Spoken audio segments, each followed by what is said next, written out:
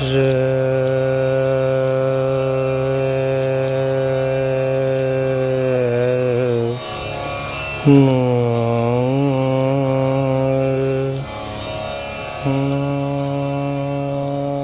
complex labyrinths of Mughal history have always fascinated historians.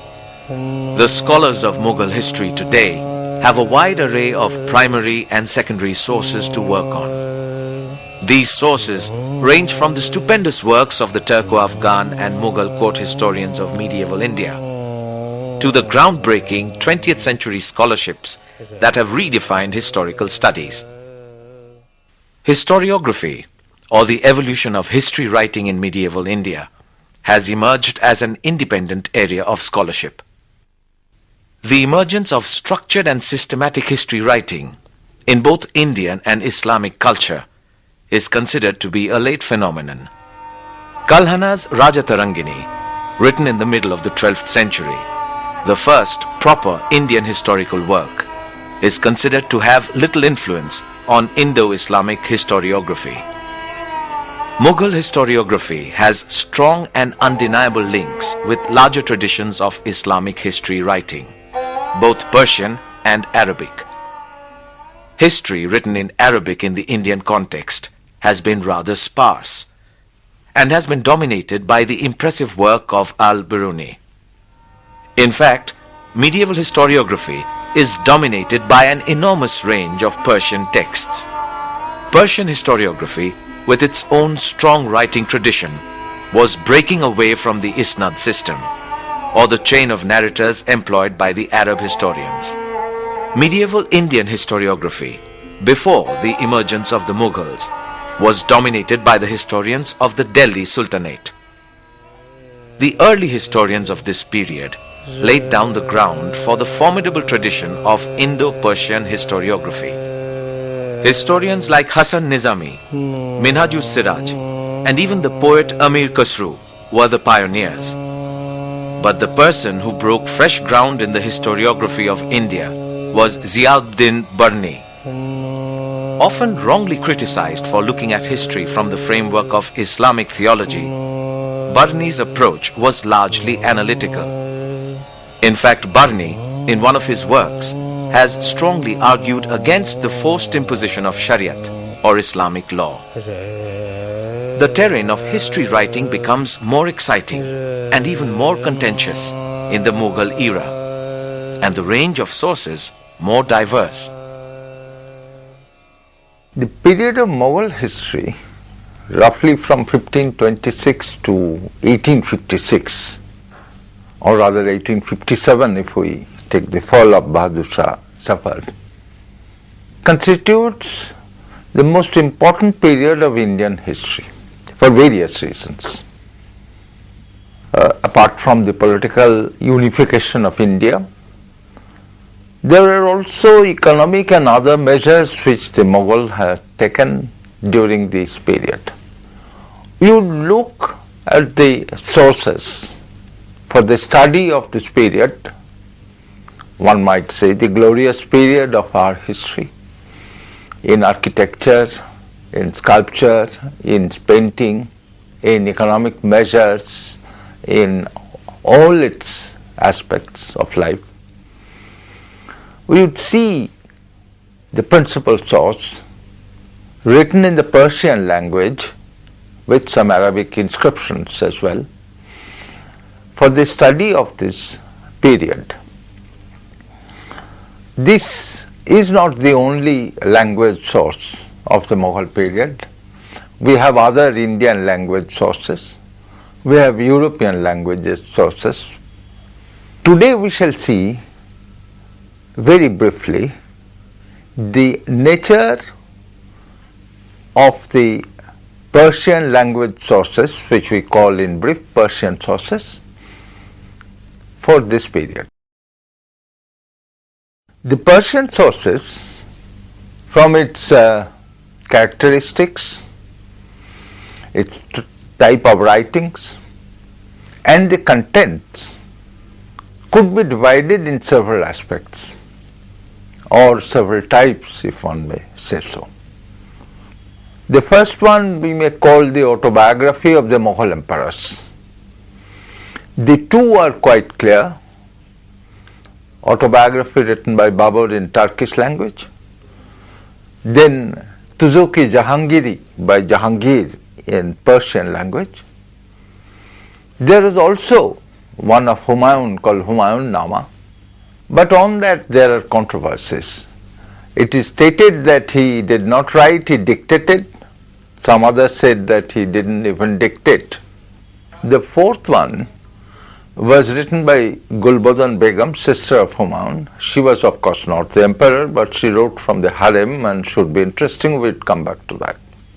The second type is the most important one, not only in number but also in content. The court histories written by various historians of the court at the command of the emperor, sometimes at the command of the nobles also. The third type are those which are written by some other people, including two Hindus, which I'll refer in due time. The fourth one, the Farmans, the Parwanas, the orders of the Mughal emperors, the provincial governors and Devans and so on and so forth. And then we have the fifth one, the letters of Aurangzeb. There are many, more than 25. And the last one we call inscriptions and coins. Most of these inscriptions are in Arabic, but they do tell us some of the important nature of the construction, for example, of masjid, of madrasa, of mausoleums, their period of construction, done by whom, who was the patron, and so on and so forth. The coins are most interesting because not only these are of finest quality, but they tell us the economic condition of the Mughal Empire. The memoirs of the Mughal emperors have a tremendous influence on medieval historiography. These memoirs go beyond political history, taking us, every now and then, into the personal domain of the emperor. Transcending the physical domains of the emperor's palace, it takes the reader into the psychological domain of the mighty monarchs. We get rare glimpses of the emperor's mind, sometimes their innermost feelings and anxieties. We come back to the autobiographies. Babur's autobiography, Babur-Nama, first translated from Turkish by Abdur Rahim Khan Khanan during the time of Akbar in Persian. Then it was translated in English by Mrs. Beveridge in the 19th century. Babur, who was a great influence on the historiography of Akbar by writing his own autobiography, where he gives a whole account of India, Ahwal-e Hindustan, concerning himself not only how much revenues were realized, but also with its fauna, flora, its architecture. It's devoting a 1.5 page to the prose of the sculptor of the Gwalior temples. So this was one tradition which the Mughal historians were to inherit. Babur-Nama is actually a political history, giving the struggle, the history of the struggle of Babur and how he got the throne, defeated the Afghans, defeated the Rajputs, etc. But in that one finds also other Babur, his appreciation of the house of Mansingh, for example, along with some other temples there, his enjoyment of wine in the evening along with his companions. Significantly, the 17 pages of Babur-Nama on Ajodhya are missing. They are missing also from the Persian sources, which would mean that these pages are missing when Humayun was coming back from Persia overland. Humayun, early in life, was drawn into a bitter rivalry with his brother Kamran. He lost his Indian territories to the Afghan leader Sher Shah Suri. but managed to regain them with the help of the Shah of Persia. After living 15 years in Persia, he came back to Delhi with a large retinue of Persian nobles. The Central Asian origin of the dynasty was now largely overshadowed by the Persian influence on court culture, art, architecture, language and literature.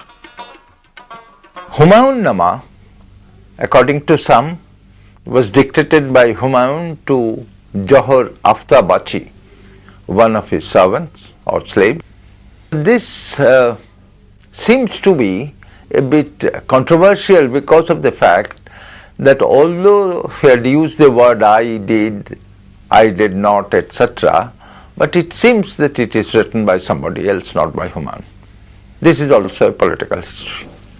Gulbadan Begum's Humayun Nama, written from the harem, should have been very interesting. Unfortunately, there are chronological problems.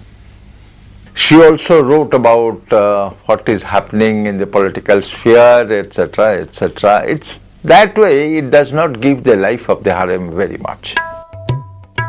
The greatest of the Mughal emperors, Akbar, the son of Humayun, had not ventured into writing an autobiography.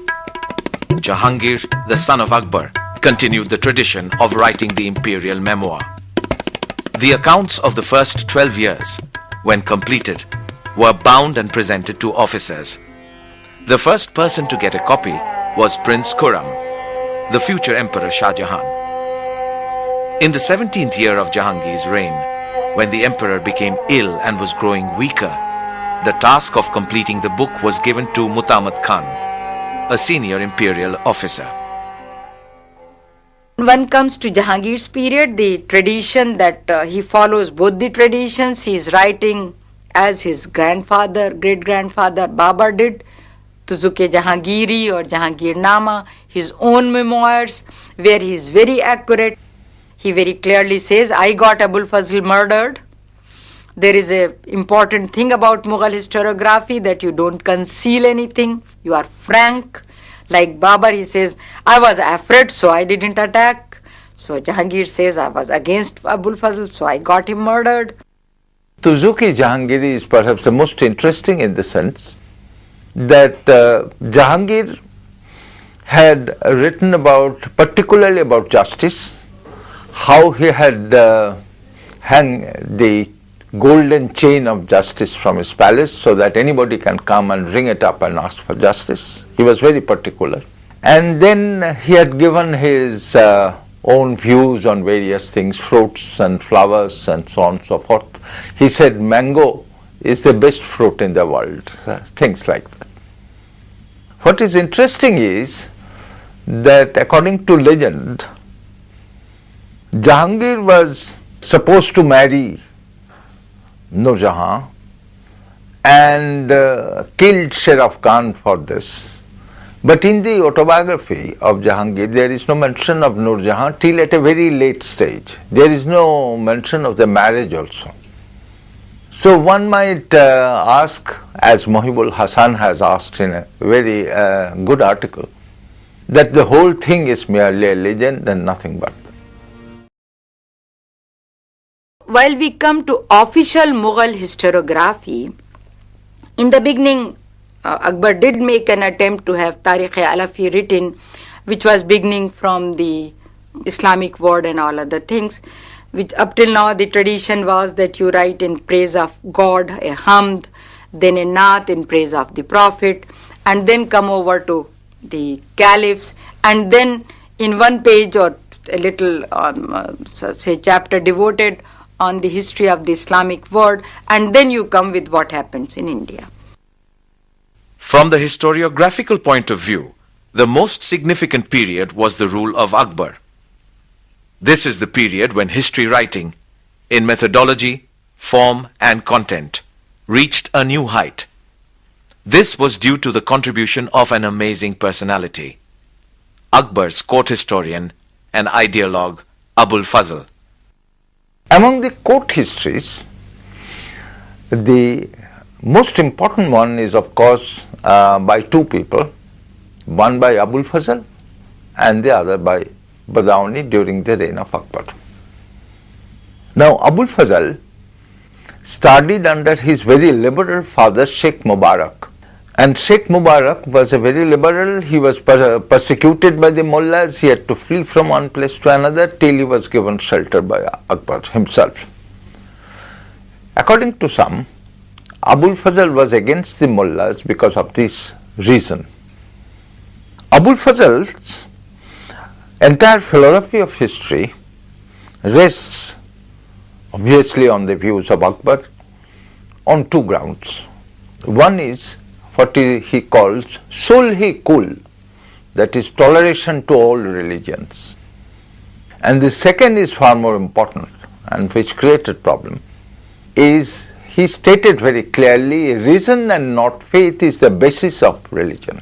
Now Abul Fazl became Mansabdar, rose very highly. In 1602 he was a 5,000 Zat Mansabdar, which is a very high post in those days. He was sent to create some kind of understanding with other people. On the way he was killed by the Bundela chief on the order of Selim, Prince Selim, later Jahangir. He was getting jealous that Abul Fazl was getting all the honors and all the privileges and all the favors of Akbar.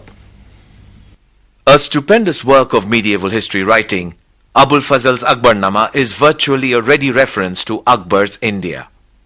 An impeccably written political and administrative history, it encompasses a wide domain that historians preceding him had never dared to tread. Abul Fazl's Akbarnama is a straightway political history. He had used the facts from the archives, but he said that he had checked the facts. And how did he check those facts? That also he had given. And there is an interesting thing in Abul Fazl that he identifies. His purpose is that, or he has an identification. If you want to know about history, you must learn about the reign of Akbar. And if you wish to know the reign of Akbar, how he governed, what was really important, then you must understand his India. History cannot be separated from Akbar, and Akbar cannot be separated. There is an identification between Akbar and his India right from the day one, right from the beginning, not from the beginning of the Mughal Empire. So these two identifications are very clear in Abul Fazl. Then he says he is not writing, he also is a very great elitist like Barney. He says he is writing history not for the present generation. What he in fact says is, I am writing the account of this empire for the benefit of the intellectuals of the future generation. That's something very important.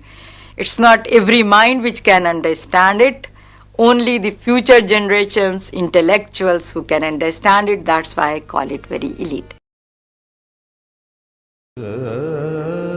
Even within the boundaries set by medieval historiography, and the fact that he was a court historian on the imperial payroll, Abul Fazl managed to break away from the hagiographic or the idealized biographic mold. He introduced analytical techniques into history writing and also created a theoretical framework for the functioning of the Mughal state. In this Akbarnama, he had followed two different methods of historiography. He started from Adam and went up to Akbar, which is of one stage.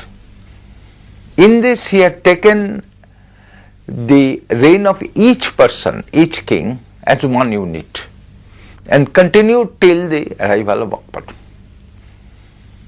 In the reign of Akbar, so far as the reign of Akbar was concerned, Abul Fazl took 1 year as one unit and continued to do so.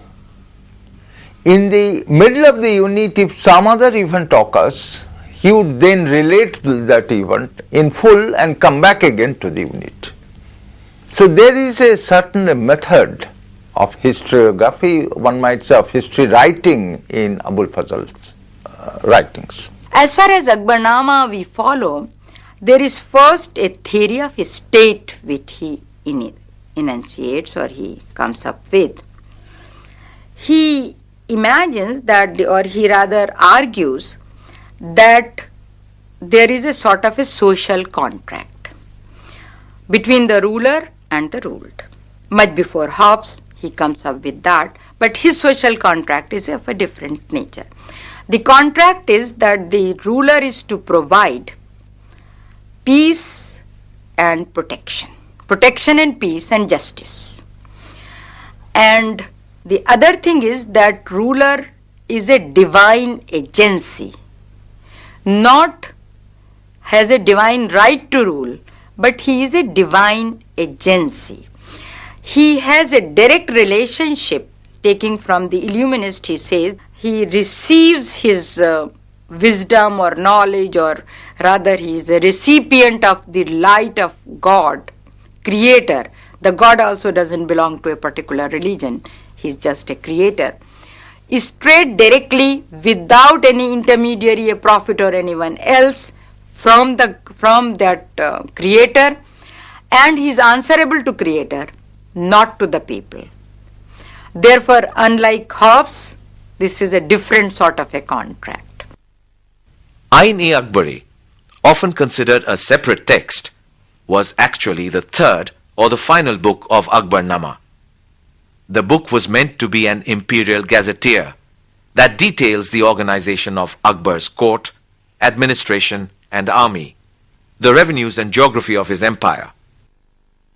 The second book of Abul Fazl, which is called Ain-e-Akbari, is perhaps the most important and is still being researched. Ain-e-Akbari, in 3 volumes, translated several times in English, contains the entire administrative structure of the Mughal Empire, including the palace officials and the officials of the harem, their organization, the economic details of skilled and unskilled worker, the prices, the land of the provinces, how much revenue comes, how many towns were there, how many villages were there, how many jamidars were there, how many arms or army these people had. All these are set down in 3 volumes, including a large number of names of the Mansabdars. Abul Fazl's Ain-e-Akbari nobody tried even or attempted to follow because perhaps it was so difficult. Here he gives you he first divides it into 2 sections. One which he says is concerned with this worldly side of the emperor, the other the cultural or the otherworldly side of the emperor. In this worldly side, he further divides it into Manzilabadi, Sipahabadi and Mulkabadi, concerning the imperial administration, concerning the administration of army, and concerning the provinces. And the most important thing here that he gives you the figures for everything: prices, wages, yields, land revenue rates, all in statistical this statistical data given in tabular form, in the form of tables, rows and columns, not just written like this. And he is so much ahead of his time while he is doing that while Blockman in 1860s edited Ain-e-Akbari for the first time, he dispensed with this tabular representation and did it like that. His concern that this should remain very accurate is reflected by the fact that he writes each and every figure in longhand, not in numerals, nor in Rakam notations. Because if it is written in the longhand, even if it is written in numbers, if 1 digit is lost, the whole figure loses its importance. Lakhs become 10,000s. But if it is written in longhand, then so many crores, so many lakhs, so many thousands, so many hundreds, if one figure is gone, even then the rest remains quite accurate. So he is concerned that there will be copies, and in copying, if it is in numbers, this will be lost.